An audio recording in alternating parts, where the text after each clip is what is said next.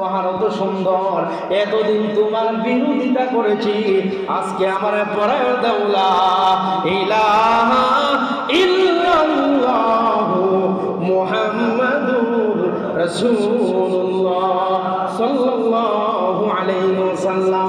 এজন্য আমার নবীর একটা চরিত্র ছিল, আমার নবীর একটা আদর্শ ছিল মানুষকে ক্ষমা করে দেওয়া। কি করে দেওয়া বলেন? আল্লাহ রাব্বুল আলামিন বলেন ওয়াল কাযিমিনাল গায়জ ওয়াল আফিনা আনিন নাস। আমাদের যখন রাগ উঠলে বলে কি করে বলেন?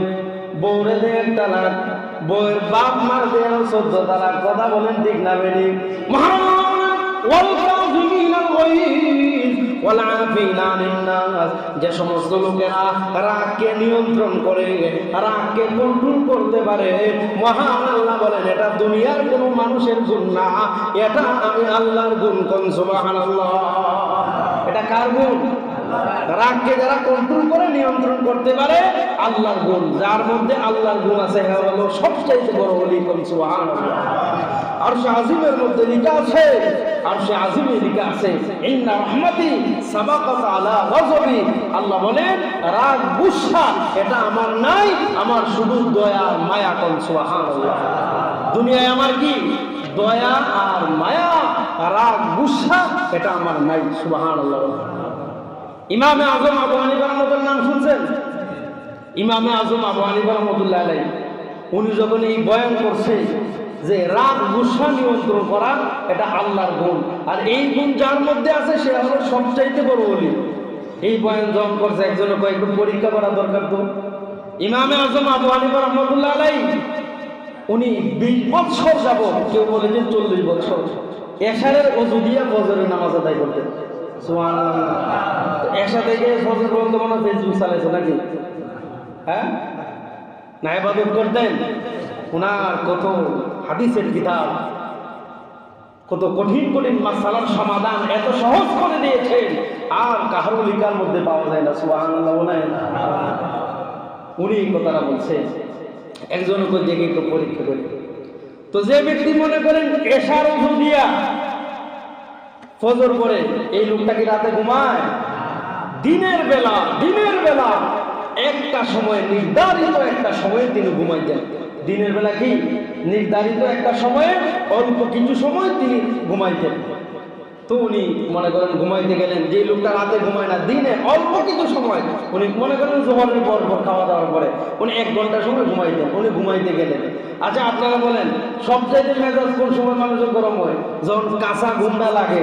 এই সময় যদি কেউ যায় ডাক দেয়, কি মনে করেন এটা বাপ না ভাই? সময়গুলো দেখবো না মুখ দিয়ে যা বাইরে যা। ইমামে আজম আবু হানিফা রাহমাতুল্লাহ আলাইহি উনি ঘুমাইতে গেলেন, এমন সময় ওই লোকটা চিন্তা করছে ঘুমের সময়টাই মনে হয় সবচেয়ে, এই সময় পরীক্ষা করাটা সবচেয়ে ভালো হবে। উনি ঘুমাইতে গেলেন, যেই মাত্র চোখটা খালি লাগছে, কাঁচা চোখ, কাঁচা ঘুমটা লাগছে, এমন সময় গিয়া দরজার মধ্যে কে যেন টুক্কা দেয়। ইমামে আজম আবু হানিফা বলে, কে ভাই? হুজুর একটা মাসালা জানার জন্য আসছিলাম। ঠিক আছে আসেন। দরজা খুলে দেওয়া হলো। আসার পরে বলতেছে বলেন। হুজুর আপনার দিকে ভুলে গেছি। আপনার দিকে কি ভুলে গেছি? ইমামে আজম আবু হানিফা রাহমাতুল্লাহ আলাইহি ধমক দেন নাই, তিনি বলেন যাও, স্মরণ হইলে আবার আইসো। সুবহানাল্লাহ বলেন। স্মরণ হইলে কি আবার আইসো। ঠিক আছে। একটু পরে আবার উনি কাঁচা দিন, আবার আইসা দরজা ডাকতেছে। হুজুর দরজাটা খুলেন। আবার বলছে, কি ভাই স্মরণ হয়েছে? হুজুর আপনারা দিকে ভুলে যাই। ঠিক আছে যাও, স্মরণ হইলে আবার আইসো। সুবহানাল্লাহ বলেন। আবার আসলেন। কিছুক্ষণ পরে আবার উনি দরজা খুলছে। হুজুর আপনারা দিকে তো ভুলে যাই। ঠিক আছে স্মরণ হইলে আইসো। আবার আসলেন। এবার বলতেছে, হুজুরে বলে এখন কি স্মরণ হয়েছে তোমার? বলো। হ্যাঁ এখন স্মরণ হয়েছে। কি? আচ্ছা হুজুর আমার প্রশ্নটা হইলো, জানার বিষয়টা হলো মানুষ যে পায়খানা করে এটা তিতা না মিঠা? না বলবেন না। প্রশ্নটা কি? মানুষের পায়খানা তিতা না মিঠা? যা আপনারা বলতো, তো এটা কেউ কোনোদিন পরীক্ষা করছে? আমরা যদি ওইটা বিষয় কি করতাম বলেন? ইমামে আজম আবু হানিফা রাহমাতুল্লাহ আলাইহিকে 3 বার কাঁচা ঘুম ভাঙায়া এমন প্রশ্ন করছে।